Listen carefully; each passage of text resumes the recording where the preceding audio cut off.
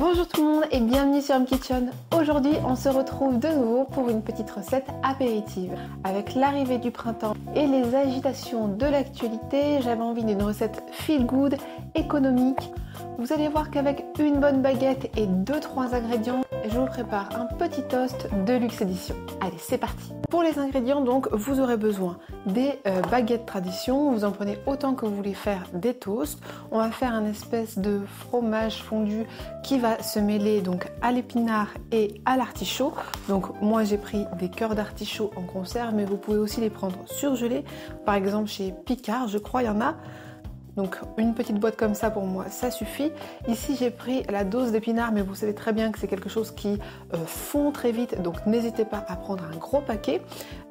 Ici donc pour mon petit substitut de fromage qui va gratiner, on va prendre du lait de soja nature, de la fécule. Celle-là c'est de la fécule de tapioca et c'est vraiment, on va dire, celle à privilégier quand vous faites des substituts de fromage parce que voilà, le côté filant, etc. on l'a vraiment avec cette fécule de tapioca. Cela dit, si vous voulez donner un test comme ça dans le rush un soir, la fécule de maïs ou la fécule de pomme de terre, ça fera le job.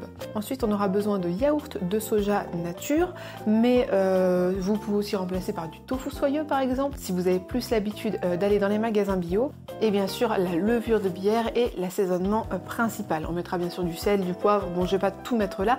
On prendra aussi pour faire sauter nos légumes, de l'ail bien sûr avec un petit peu de beurre vegan pour rester dans le côté un peu rond et gourmand de la recette.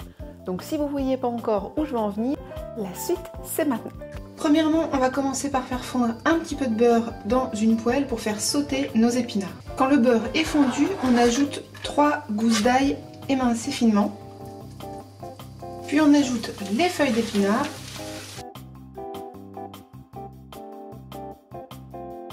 Donc j'en ai quand même mis 500 grammes et comme vous voyez ça a vraiment bien réduit.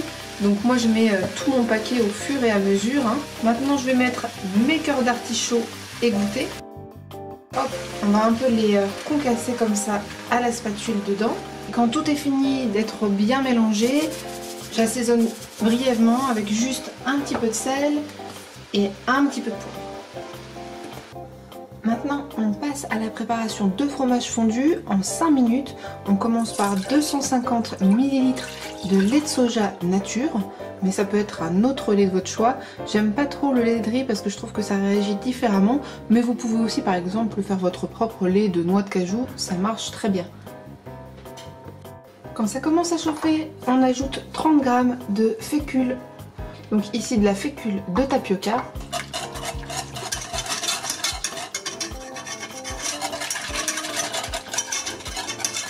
G de levure de bière,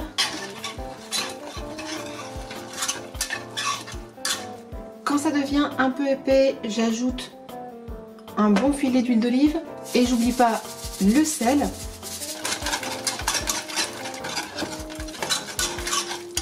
Donc là vous voyez sûrement ce que je veux dire avec la fécule de tapioca. J'ajoute une lichette de vinaigre de cidre, mais vous pouvez remplacer par du jus de citron. Une demi-cuillère à soupe de miso-blond pour le goût.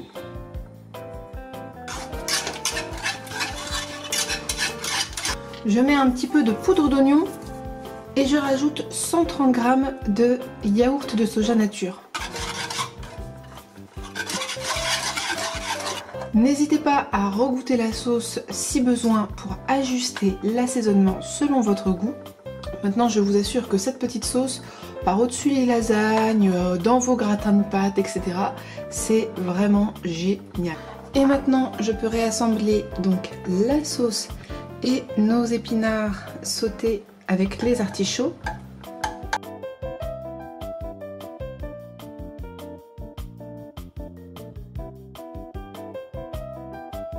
Maintenant, je découpe 4 demi-baguettes et je les étale sur une plaque de papier sulfurisé et je vais venir tartiner ma préparation.